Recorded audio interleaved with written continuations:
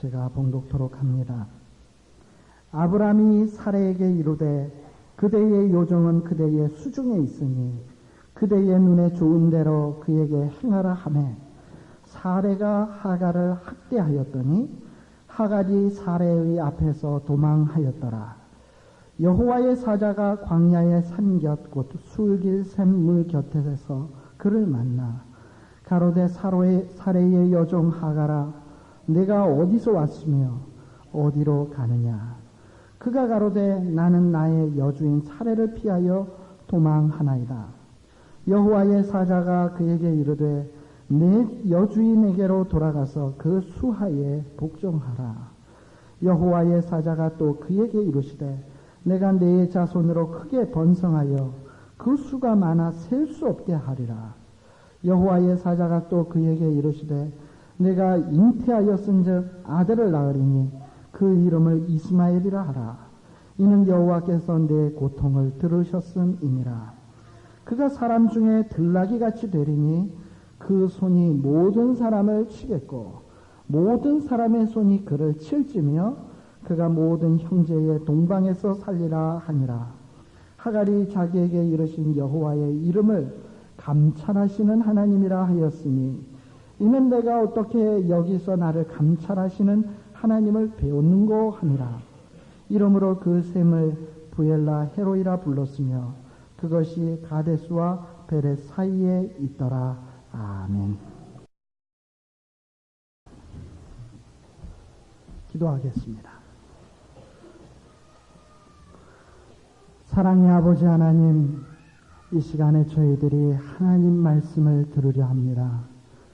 참으로 이 시간에 이 하나님의 말씀을 통해서 우리의 갈 바를 깨닫게 하여 주시고 이 험한 인생길 사는 저희들에게 위로의 말씀이 되게 하여 주시옵소서. 성령 하나님께서 이 시간 친히 역사하여 주시사 듣는 사람 한 사람 한 사람 마음속에 역사하여 주시고 말씀의 씨가 뿌려지게 하여 주시며 새싹으로 자라나게 하여 주시며 무럭무럭 자라나 열매 맺게 하여 주시옵소서. 예수님 이름으로 간절히 기도드리옵나이다. 아멘. 인생을 나그네 길이라고 합니다.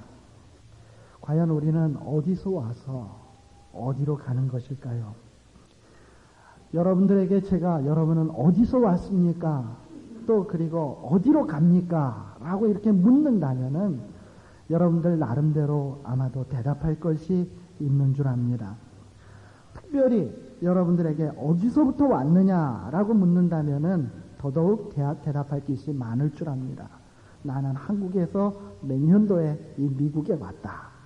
물론 그런 대답도 될 수 있겠지만 여러분들의 인생의 시점 지금 이 순간까지 어디서부터 어떻게 이렇게 왔느냐라고 얘기를 한다면 이미 여러분들이 다 사신 인생의 여정인지라 나름대로 주저리 하면서 이 이야기 저 이야기 많은 얘기를 할 수 있는 줄 압니다.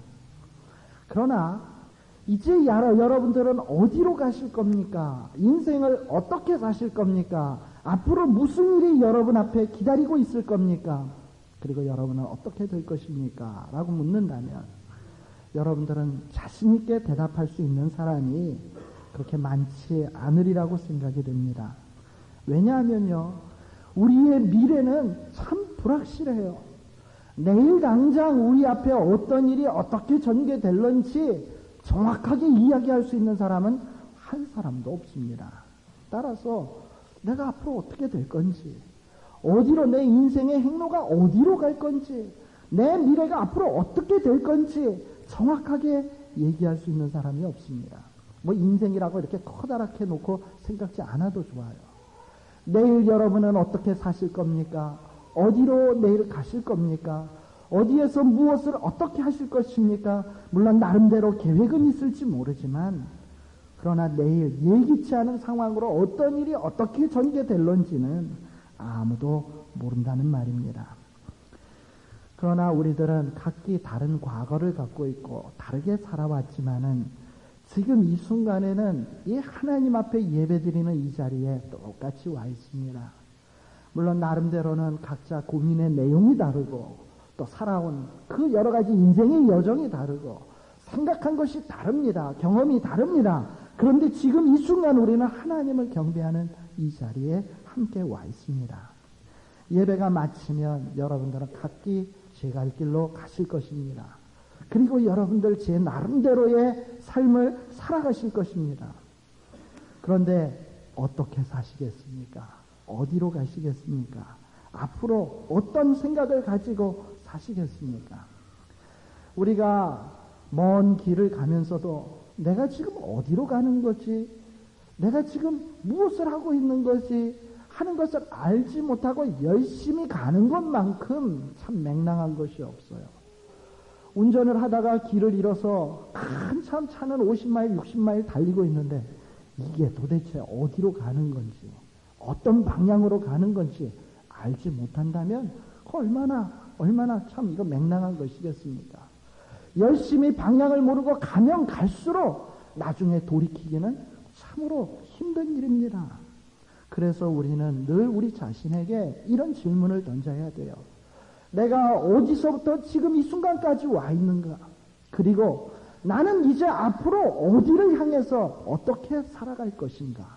하는 이 물음을 던져야 될 것입니다. 자기 자신에게 던져야 할 것입니다. 내일은 어떻게 사실 것인지, 그 다음엔 어떻게 사실 것인지 물어야 된다는 말입니다.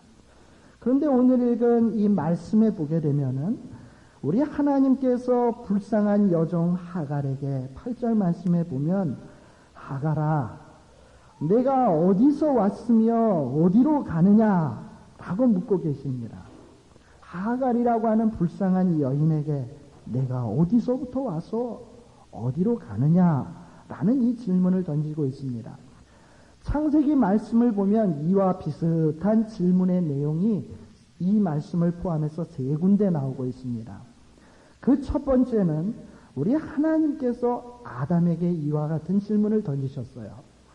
아담이 하나님 앞에 선악을 알게 하는 나무를 따먹지 말라고 하나님이 분명히 말씀하셨는데 그 나무를 덜컹 따먹고 말았습니다.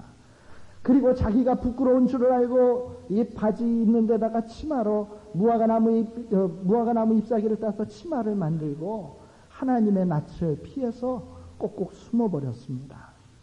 하나님을 피해서 숨어서 자기 스스로 부끄러움을 감추고 자기의 죄악을 감추려고 하는 이런 아담에게 하나님은 나타나셔서 아담아 내가 어디 있느냐? 무슨 뜻입니까? 나는 너가 하는 짓을 보았고 너가 지은 죄를 알고 그리고 너가 숨은 것조차 내가 알고 있다. 내가 어디 있느냐를 묻고 계십니다. 하나님의 낯을 피해서 과연 숨을 수 있는 자가 있을까요? 아마 한 사람도 없을 것입니다. 바로 아담에게 물었던 질문이었습니다. 또 두 번째 질문의 내용은 가인과 아벨의 사건 속에서 나옵니다. 가인이라고 하는 인물이 자기의 동생 아벨을 시기하고 질투해서 그만 쳐 죽였습니다. 인류 최초의 살인자가 되고 말았어요. 그리고서는 무서운지라 그 자기의 동생 시체를 그야말로 요즘 자주 나오는 가매장 시체를 땅속에다 파묻어 버렸습니다. 그리고 아무도 모르겠지. 스스로 이렇게 지금 숨기고 스스로 자위하고 있습니다. 그런데 이런 순간에 우리 하나님께서 찾아와 주셔서 가인아 아벨이 어디 있느냐? 아벨이 어디 있느냐? 즉 네가 시기하고 질투하고 미워해서 쳐 죽인 사람을 죽인 너의 그 죄악을 그리고 숨겨놓았는데 그 숨겨놓은 죄악 너가 쳐 죽인 네 동생 아벨이 어디 있느냐? 하나님이 몰라서 가인에게 몰라서 가인아 정말 너 동생이 어디 있느냐? 몰라서 묻는 말씀입니까? 죄를 지은 인생에게 그 죄의 문제를 꼬집고 있는 하나님의 음성이다 이 말입니다. 오늘날 우리 하나님께서 마찬가지의 질문을 던질 수 있어요. 우리들에게 찾아오시어서 아담에게 물었던 것처럼 너가 하나님의 낯을 피해서 자꾸 너의 마음대로 너의 뜻대로 인생을 살아가고 있는데 방황하고 유리하지 말아라.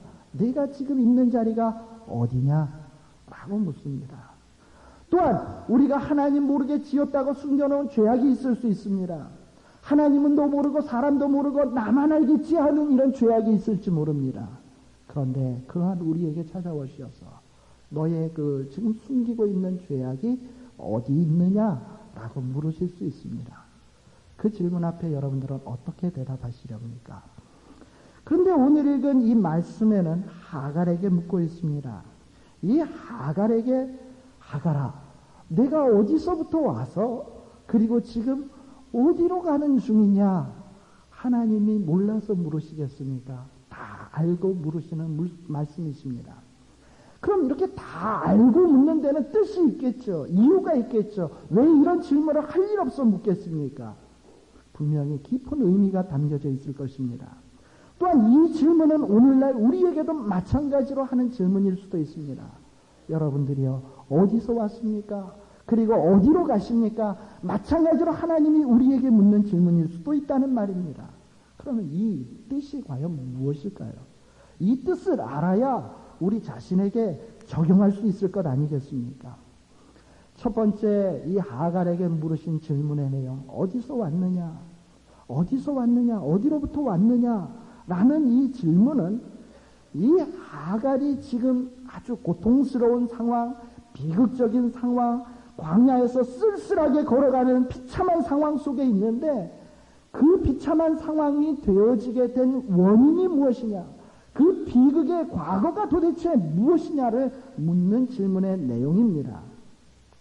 이것을 알기 위해선 이 하갈이 이와 같은 비참한 자리로 이르게 된 그 배경을 우리가 살펴볼 필요가 있습니다.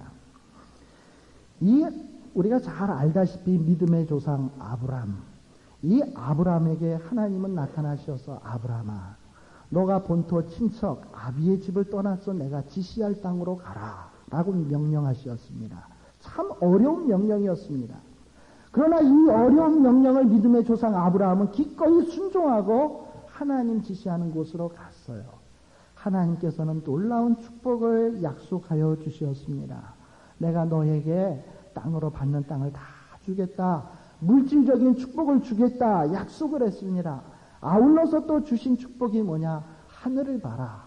그 별이 얼마나 무수히 많이 있습니까? 네 자손이 이와 같이 되리라. 땅에 있는 모래알들을 봐라. 네 자손이 이와 같이 되리라. 수많은 자손들이 생겨날 것을 약속받았습니다. 근데 그때 나이가 75세예요. 75세나 노인인데 모래알같이 하늘의 별과 같이 많아진다고 약속을 한 거예요. 참 믿어지기 어려운 말씀이죠. 그러나 아브라함은 처음엔 믿었습니다. 그로부터 10년이라고 하는 세월이 지났어요. 하나님이 하늘의 별과 같이 땅에 모래알같이 자손이 많게 해주시겠다고 했으면 지금쯤은 자식 하나쯤은 낳아야 되는데, 아니 뭐 쌍둥이도 낳고 한 서너은 낳아야 되는데 한 사람도 아직 스라에 자식이 없어요. 불안해지기 시작했습니다. 하나님의 약속에 대해서 의심이 생겨지기 시작했습니다. 이렇게 되자 사탄은 그 말씀에 대해서 의심하는 아브라함을 시험의 구렁텅이로 빠뜨리기 시작했습니다. 이 아브라함의 아내 사레가 이 아브라함에게 찾아와서 말합니다. 나는 자식을 낳을 수가 없어요. 그러니 이제 내 종 하나를 취해서 당신이 동침하고 그리고서는 자식을 낳아서 그것을 우리의 후사로 삼읍시다 라고 얘기했습니다. 하나님은 분명코 사례를 통해서 낳는 자식을 통해서 하늘의 별과 같이 땅에 모래알같이 많게 해주신다 했는데 사례 자신 역시도 그것을 믿지 못했고 아브라함 자신도 그것을 믿지 못했습니다. 그래서 사례의 여종 가운데 특별히 애굽에서 아비멜렉에게 선물로 받았던 여종 하갈을 그만 취해서 그만 잉태하게 되었습니다. 이렇게 불신으로부터 시작된 씨앗이 점차로 자라나기 시작했습니다. 어떻게 되었습니까? 하갈이 여종이었으나 잉태하게 되자 그 자기의 여주인 사례를 멸시하기 시작했습니다. 내가 이렇게 장남될 자를 뱃속에 간직하고 있다. 사례는 애를 못 낳는다. 멸시하더라 이 말이야. 얼마나 배은망덕한 죄입니까? 그리고 아브라함에게 사랑을 받은 여인이었어요. 그렇게 아브라함에게 사랑을 받았으면 뭔가 가정의 화목을 도모하고 가정을 잘되게 해야 되는데 참으로 멸시하고 주인의 말을 듣지 아니하고 오만 방자한 태도를 취하게 되었습니다. 이러한 일을 당하는 사례는 또 역시 가슴 아팠습니다. 이 하갈이 꼴보기가 싫었습니다. 죽이고 싶도록 미워졌습니다. 사랑도 잃어버리고 그리고 정말 그 가정의 평화가 풍지박산나게 깨어지게 되었습니다. 사례가 남편 아브라함에게 들볶습니다. 저 하갈을 내쫓아 저렇게 내버려둬서는 안 된다. 간곡하게 이야기합니다. 거기에 견디다 못한 아브라함은 그래 사례 당신에게 모든 처분권을 맡기니 당신이 알아서 하시오. 그렇게 되자 이 사례는 더욱더 기가 등등해서 자기의 그 여종을 학대하기 시작했습니다. 학대를 참지 못해서 그만 이 하갈은 도망을 치게 되었습니다. 이 도망이 뭡니까? 도망친다는 것이 뭡니까? 도망은 어떤 편안한 발걸음이 아닙니다. 이 도망이라고 하는 것은 참으로 고달프고 그리고 참으로 궁급해서 어찌할 바 모르는 그런 발걸음입니다. 그렇게 해서 도망을 치게 되었습니다. 이런 하갈에게 지금 묻는 질문입니다. 내가 어디서 왔느냐? 내가 어디서 왔느냐? 어디서 왔습니까? 범죄했습니다. 시기하고 질투하고 미워하고 멸시하고 배은망덕하고 하나님의 약속을 믿지 못하는 그 불신의 죄악으로부터 시작된 환난으로부터 그 환난을 견디지 못해서 지금 도망치고 있는 중입니다. 바로 그것을 묻고 있는 질문이라 이 말이에요. 어디서 왔느냐? 지금 네가 사막에서 고통을 당하고 괴로움을 당하고 여러 가지 온갖 역경을 당하는데 그 역경의 원인이 무엇이냐? 어디서 온 거냐 도대체? 무엇 때문에 너가 지금 이 지경이 되었느냐라는 것을 묻는 질문이라 이 말입니다. 혹시 지금 이 순간에 여러분의 삶이 고달프다고 생각하시는 분 계십니까? 정말 왜 나는 이렇게 힘들고 어렵게 살아야만 되는 것인가 하고 생각되시는 분이 있습니까? 물론 그것이 다 죄 때문이라고는 얘기할 수 없습니다. 그러나 우리 하나님께서 네가 과연 그 고통의 원인이 무엇이냐, 무엇 때문에 이렇게 되었느냐라고 물으실 때에 주님, 저는 자신 있게 하나님의 약속을 그대로 실천하지 않았습니까? 나는 시기하지도 않고 미워하지도 않고 질투하지 아니하고 그리고 모든 것을 사랑으로 화목되게 살아오지 않았습니까? 그런데 왜 이렇습니까? 라고 대답하실 수 있는 분 있나요? 아니면 가만히 돌이켜 생각해 보니 아 맞다. 내가 하나님 아버지를 의지하지 아니하고 내 생각을 의지하고 내 멋대로 생각하고 내 멋대로 살아오다가 사랑도 잃어버리고 신앙도 잃어버리고 그리고 여러 가지 사람들과 화목해서 살아야 되는 것도 다 잃어버리고 혼자 잘났다고 하다가 그만 내가 이 지경에 와 있구나 라고 깨닫는 분 계십니까? 이 하나님의 무릎 앞에 겸손히 무릎 꿇고 오 주님, 내가 걸어온 길은 불신이었으며 교만이었으며 나 잘났다고 이렇게 까불다가 이 지경에 왔습니다 라고 대답할 수 있어야 되지 않겠습니까?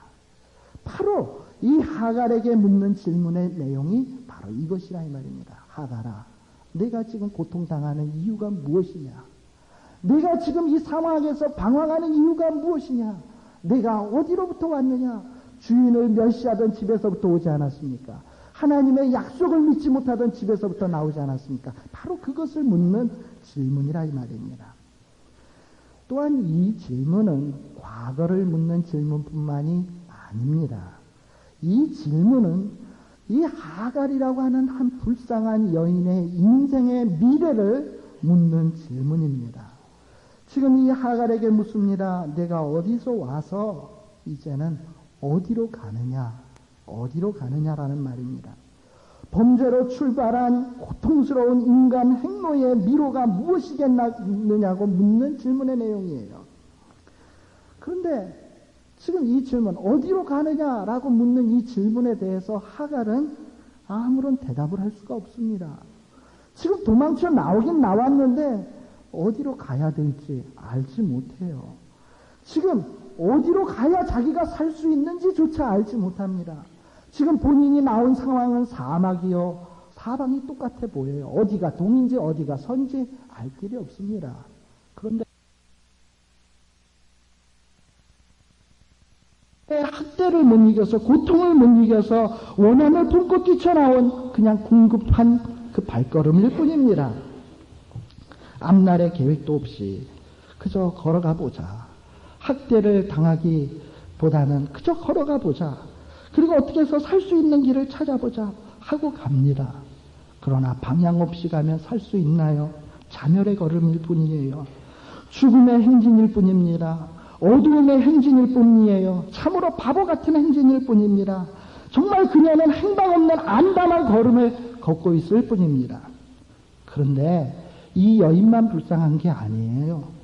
오늘날 이 세상에서 살고 있는 많은 인생들이 이와 같이 살고 있습니다.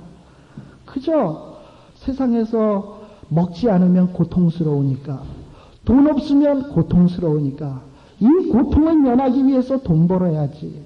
돈 버는 이유도 없습니다. 목적도 없습니다. 그저 고통을 면하겠다라는 그 이유 한 가지입니다. 입에 풀칠하겠다는 그 이유 한 가지입니다. 그저 생존을 위해서 돈 벌고, 생존을 위해서 일하고, 생존을 위해서 걸어갈 뿐이에요. 아무런 꿈도 희망도 소망이 없이 산다면 그 인생이 어찌 불쌍하다 아니할 수 있겠습니까? 여러분께 주님께서 지금 이 순간에 오셔서 내가 어디서 왔느냐, 그리고 지금 어디로 가고 있느냐라고 묻는다면, 주님, 나의 삶의 목적은 이것입니다. 나의 삶의 방향은 이것입니다. 내가 가장 가치 있게 생각하는 것은 이것입니다. 라고 당당하게 부끄러움 없이 주님 앞에 이야기할 수 있는 분이 있습니까? 이미 나서 살긴 있긴 있는데, 뭔가 하루하루를 열심히 하고는 있긴 있는데, 뭔가 열심히 힘들기도 하고 고통스럽기도 하고 뭐 살고 있는 것 같기는 같은데, 저녁에 누워서 내가 뭔가, 내가 지금 뭐 하는 건가, 나는 단지 일하는 기계인가, 어디를 향해서 가며 내가 무엇을 위해서 살고 있는가에 대해서 아무런 대답도 할 수 없다면은 참으로 그거 얼마나 안타까운 일입니까? 지금 이 하갈은 아무런 대답도 하지 못하고 단지 하는 말이, 내 여주인 사례를 피하여 나는 지금 도망치고 있습니다. 즉 고통만을 피해서 그냥 이리 피하고 저리 피하고 살고 있습니다 라는 얘기입니다. 삶의 목적이 고난을 피해서, 고통을 피해서, 생존만을 위해서 이리 피하고 저리 피하고 이러고 살고 있다면은 그 얼마나 한심한 인생이겠습니까? 여러분은 어디로 가십니까? 여러분의 미래는 무엇입니까? 여러분의 내일은 무엇입니까? 이 질문 앞에, 하나님 앞에 떳떳하게 대답할 수 있어야 되지 않겠습니까? 또한 하나님께서 이 하갈에게 묻는 이 질문은 과거를 묻고 미래를 묻고, 또 하나는 이 질문의 이 의도는 하나님이 하갈을 감찰하고 계시다는 사실을 체험케 하기 위해서 주시는 질문의 내용입니다. 지금 이 광야 술길이라는 곳에 여호와의 사자가 찾아왔습니다. 이 광야 술길은 이 유다 사이에 있는 사막지대입니다. 황량한 사막이에요. 아무도 없는 사막입니다. 지금 하갈 홀로 있습니다. 그러나 하갈은 고통받고 있습니다. 괴로움 속에 있습니다. 그런데 이 괴로움 속에 있는, 고통 속에 있는 광야 사막길에 여호와 하나님, 여호와의 사자가 지금 하갈을 찾아왔습니다. 어떻게 이 하갈을 찾아올 수가 있었을까요? 하나님이 왜 이 하갈을 찾아왔을까요? 오늘 읽은 말씀 16장 말씀에 보게 되면은 16장 11절 말씀에 보게 되면 11절 하반절 뒷부분에 보면, 이는 여호와께서 내 고통을 들으셨음이니라. 고통에 시험하는 음성을 우리 하나님이 들으셨대요. 지금 이 하갈은 광야 그 쓸쓸한 황량한 사막길에서 자기의 그 고통을 하나님 앞에 부르짖었습니다. 그런데 우리 아버지 하나님께서 그 고통을 들으셨어요. 그 고통을 들으시고 그 부르짖는 불쌍한 하갈을 찾아오셨습니다. 그리고 그 하갈에게 그 고통의 원인이 무엇인지 과거를 물으시고, 앞으로 어디로 갈 것인지 하갈의 계획을 물으시고, 그리고 거기에서 그치지 아니하고 하나님께서 하갈에게 어떻게 살아야 되는지, 이제부터 어떻게 해야 되는지, 그리고 이 상처 있고 불쌍한 이 하갈에게 위로의 말씀으로써 너의 자손이 번성할 것이라. 그리고 너가 축복을 받을 것이다. 태중에서 출생한 아이의 이름을 이스마엘이라고 할 것이다. 내가 이스마엘이라는 건 여호와께서 들으셨다라는 뜻입니다. 내가 내 기도를 들어 응답했다라는 이런 위로의 말씀들을 주고 계십니다. 오늘날 고통 속에서 살고 있는, 여러 가지 어려움 속에 살고 있는 여러분들이시여, 사막길을 홀로 방황하겠습니까? 사막길을 그저 여러분들 생각 스스로 여러분의 계획과 여러분들의 인생 설계로 살아가시겠습니까? 아니면 여러분의 고통과 근심을, 오 하나님, 나는 지금 이 광야 사막길에서 어디로 가야 될지 갈 바를 알지 못합니다. 주님, 내 인생의 길이 이렇게 고통스럽습니다. 나를 돌보아 주옵소서. 부르짖어 보세요. 그러면 우리 아버지 하나님께서 그 부르짖는 음성을 들으시고 여러분들의 그동안의 잘못된 원인이 무엇인지를 깨우쳐 주시며, 또 여러분들의 인생의 계획을 물으시며 잘못되었다면 하나님께서 그 인생의 길을 다시 지시해 주십니다. 이런 하나님과의 만남이 있어져야 된다 이 말입니다. 이 만남의 시간이 얼마나 여러분들 삶 속에서 자주자주 있나요? 이렇게 사막 광야길에서 하갈은 하나님을 만났습니다. 하나님의 사자를 만났습니다. 그리고 하갈은 크게 깨달았습니다. 아, 내 잘못이 무엇이었구나. 내 과거가 무엇이구나. 내가 어디서부터 잘못되어서 이렇게까지 왔구나. 그리고 내 미래가 이만큼 불확실하구나. 이제는 나를 의지할 것이 아니라 하나님의 말씀을 의지해야 되겠구나. 하나님의 말씀을 따라 살아야 되겠구나. 라는 사실을 깨달아 알았습니다. 그리고서는 오늘 읽은 창세기 16장 13절 말씀에 보게 되면 하갈은 이 자기가 깨달은 바에 대해서 고백을 하고 있습니다. 하갈이 자기에게 이르신 여호와의 이름을 감찰하시는 하나님이라 하였으니 이는 내가 어떻게 여기서 나를 감찰하시는 하나님을 배웠는고 함이라. 하갈은 고통 중에 신음하면서도 과연 하나님이 이런 나를 긍휼히 여기실까? 하나님이 나를 만나 주실까? 하나님이 내 처지와 형편을 알고 계실까? 하고 긴가민가했습니다. 그런데 하나님이 나타나시어서 과거를 물으시고 미래를 물으시고 그리고 현재의 그 고통의 그 원인을 제거할 수 있는 방법을 가르쳐 주었습니다. 그 순간 아, 여호와 하나님은 정말 나를 감찰하시는 하나님이시구나. 내 머리털까지 세심화되고 내 이것을 유투족까지 철저히 아시고 내 생활의 모든 것을 아시는 분이시구나. 내 인생의 여러의 그 행방을 가지신 분이구나 라는 것을 깨달아 알았습니다. 우리의 행방 역시 주님 손에 달려있다는 것을 여러분들 기억하십시오. 여러분은 느끼든 못 느끼든 간에 우리 하나님께서는 여러분을 향하여 눈동자를 띄고 계시지 않는다는 사실을 기억하십시오. 여러분들의 생활 형편 모든 형편을 감찰하고 계신다는 사실을 여러분들은 아셔야 합니다. 이런 우리들에게 우리 하나님은 찾아오셔서 우리와 만나서 우리의 고통의 문제를 해결하기를 원하십니다.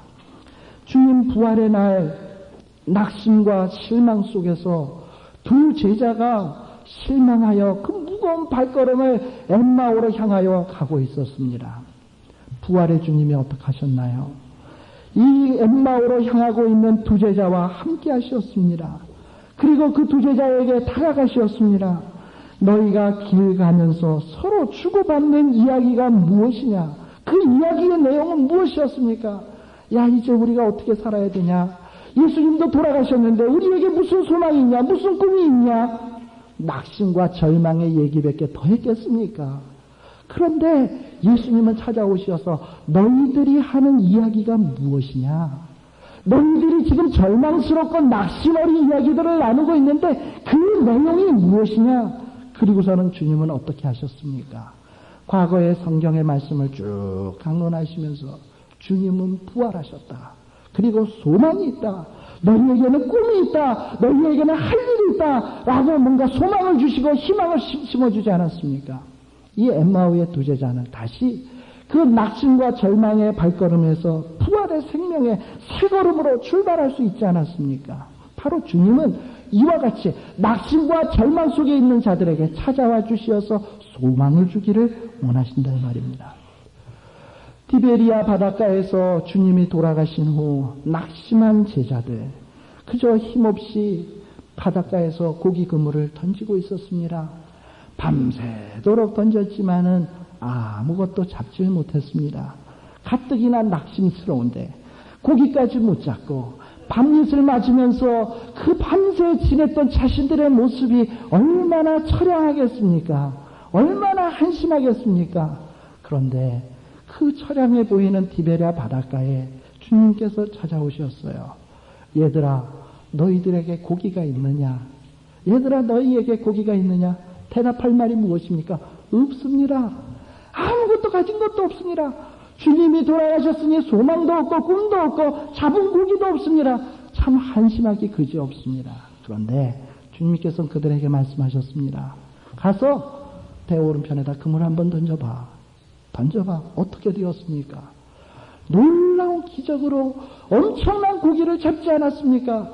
그 순간 부활의 주님인 것을 깨닫고 그 마음속에 뜨거운 열정으로 불타오르지 않았습니까? 바로 주님은 낙심 가운데 있는 우리들, 고통 속에 있는 우리들, 어디로 가야 될지 갈 바를 알지 못하는 우리들에게 찾아와 주시어서 이와 같은 만남을 가지시기를 원하십니다. 이 만남이 여러분들에게 있나요? 이 만남이 여러분에게 있나요? 지금 하갈은 미래가 없습니다. 소망도 없습니다. 그저 죽음의 행진을 하고 있는 뿐입니다. 그런데 이 하갈에게 나타나시어서 그 죽음의 그 행진을 하고 있는 그 인생의 행로를 재정비하여 주셨습니다. 뭐라고? 하갈아, 너는 이제 발걸음을 돌이켜서 너의 주인 집으로 돌아가라. 그리고 그 수하에 복종하라. 라고 말씀해 주었습니다. 과거에는 멸시하고 천대하고 자기 멋대로 오만방자하게 굴었습니다. 그러나 그것은 사람 살 올바른 태도가 아니다라고 하나님이 지적해 주는 거예요. 결국 하갈은 돌아갑니다. 그래서 그의 인생은 다시 출발하는 거예요. 바로 이런 깨우침을 우리가 받아야 된다 이 말입니다. 뭐가 잘못됐는지, 어떻게 가야 되는지 하는 이런 하나님의 음성을 깨닫고 또 그 음성에 순종할 때에 우리의 인생의 살걸음은 시작이 되는 겁니다. 우리의 인생의 발걸음은 그야말로 나그네 길입니다. 흔히들 유행가 가사에서는 어디로 왔다가 어디로 가는지 알지 못한다고 합니다만 우리는 알지 못할지 모르지만 우리 하나님은 다 아신다 이 말이에요. 감찰하시는 하나님의 음성을 들어야 합니다. 내가 어디서부터 잘못되었으며 어디로 가려고 하는 것이 잘못되었는지 그 음성을 우리가 들으셔야 합니다. 그리고 내가 어떻게 살아야 되는지 감찰하시는 그 하나님의 음성을 듣고 우리의 삶을 수정하고 교정하고 바르게 잡으면서 인생의 여정을 살아가셔야 합니다. 물론 여러분들에게 어디서 왔습니까? 앞서도 얘기했습니다만 나름대로 다 이야기하겠죠. 어디에서 이곳에 왔습니까? 우리 교인 가운데 남미에서 오신 분도 계시고 한국에서 막바로 오신 분도 계십니다. 왜 왔습니까? 여기에. 한국에서 사는 게 힘들어서 미국 가면 좀 잘 살 수 있지 않을까 해서 온 사람도 있어요. 그리고 한국에서 애들 교육이 문제니 미국 가서 애들 교육 한번 잘 시켜보겠다고 온 분도 계십니다. 나름대로 온 이유가 있어요. 좀 더 나은 생활을 위해서, 풍요로운 생활을 위해서 오신 분도 있습니다.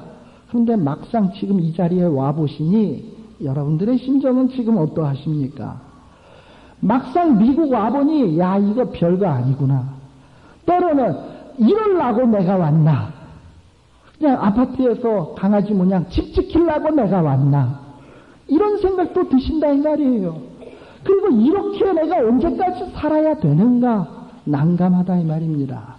때로는 내가 일하는 기계처럼 일 나갔다가 뼈 빠지게 일하다가 저녁에 들어와서 잠시 쉬었다가 또 뼈 빠지게 일 나갔다가 돌아오고 이게 왜 사는지를 모르겠다 이 말이에요. 뭐 때문에 사는지를 모르겠다 이 말이에요. 일을 해도 재미가 없고 여행이라고 가봐도 그게 그겁니다. 인생이 이렇게 살다 가는 것인가? 참 갑갑하기 그지없어요. 만일에 그런 지경에 놓여 있으시다면 여러분들 진심으로 하나님 앞에 왜 부르짖지 않습니까? 하나님이여, 왜 내가 이렇게 살아야 되는 겁니까? 왜 이렇게 고통 가운데서 의미도 없이 뜻도 없이 희망도 없이 소망도 없이 이렇게 살다 가야 되는 겁니까? 내가 어떻게 살아야 합니까? 왜 하나님 앞에 애타게 부르짖지 않습니까? 부르짖으면, 하갈처럼 부르짖으면 우리 하나님께서는 그 부르짖음을 듣고 고통을 들으시고 찾아오십니다. 찾아오셔서 우리에게 큰 갈 길을 열어주십니다. 우리 같이 성경 한 구절 찾아보십시다. 시편 107편, 시편 107편. 이 말씀은 제가 우리 신방할 때마다, 특별히 제가 이민 와서 처음 온 집에 신방 갈 때마다 자주 드리는 말씀 중에 하나입니다. 시편 107편 4절. 시편 107편 4절. 881페이지 시편 107편 4절. 107편 4절입니다. 우리 같이 한번 봉독해 볼까요? 4절에서부터 7절까지. 저희가 광야 사막길에서 방황하며 거할 성을 찾지 못하고 줄이고 목마름으로 그 영혼이 속에서 피곤하였도다. 이에 저희가 그 근심 중에 여호와께 부르짖으매 그 고통에서 건지시고 또 바른 길로 인도하사 거할 성에 이르게 하셨도다.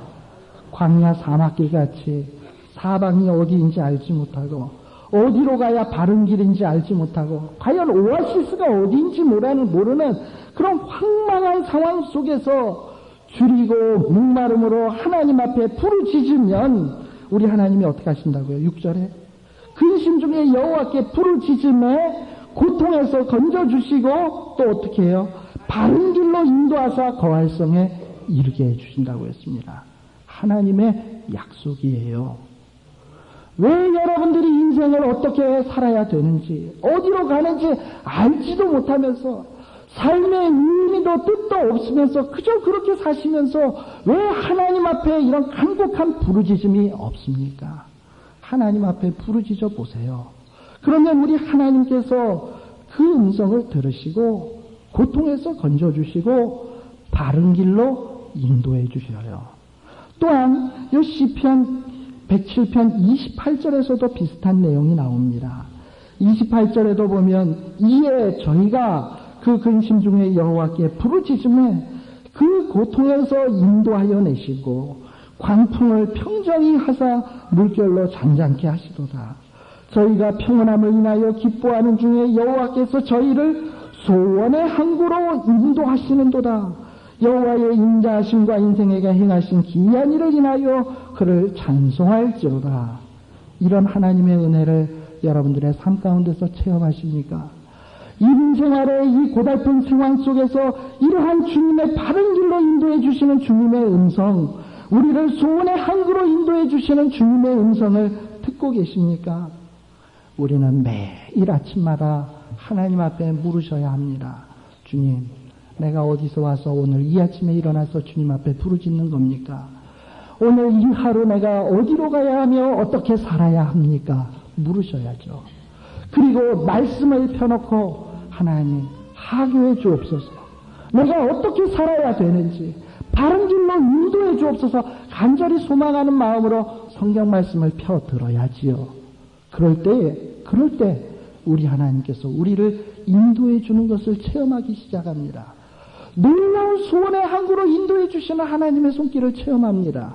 광풍을 평정케 해주시는 하나님의 은혜를 체험합니다. 고통에서 건져주시는 하나님의 은혜를 체험합니다. 하갈과 마찬가지로 우리도 역시 그 은혜를 체험하면서 여호와는 나를 감찰하시는 하나님이시구나. 이 고백이 여러분들에 있어지고 매일매일 내가 어디로부터 어디로 이 질문을 던지시고 하나님 앞에 그 지도함을 받는 여러분들이 되시기를 간절히 바랍니다. 기도하겠습니다. 사랑의 아버지 하나님 감사합니다. 오늘 이렇게 저희들을 부르시고 주님 만나주시며 어떻게 살아야 마땅한지 깨우쳐 주심을 감사합니다. 이제 남은 것은 순종만이 남아 있습니다. 부르짖게 하여 주시옵소서.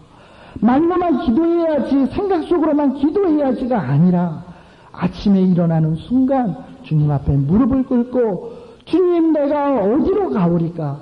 내가 어떻게 살아야 되겠습니까? 물을 수 있는 저희들 되게 하여 주시고, 또한 하나님의 말씀을 펴들고 주님, 나에게 주님의 말씀으로 내가 어떻게 살아야 되는지 깨우쳐 주옵소서 간절히 소망하며 말씀을 펴드는, 말씀을 열심히 읽고 묵상하는 이러한 실천적인 삶의 신앙을 허락하여 주시옵소서. 고달픈 이 이민생활 속에서 어디에서 우리가 위로받겠으며 어디에서 이 고통 속에서 건짐을 받겠습니까? 어디에서 바른 길로 인도해 주시는 그 아름다운 가르침을 받겠습니까? 어디에서 누가 우리를 소원의 항구로 인도해 주시겠습니까? 아버지, 한 번뿐인 것을 우리가 아오니 아버지여 우리를 붙들어 주시고 우리를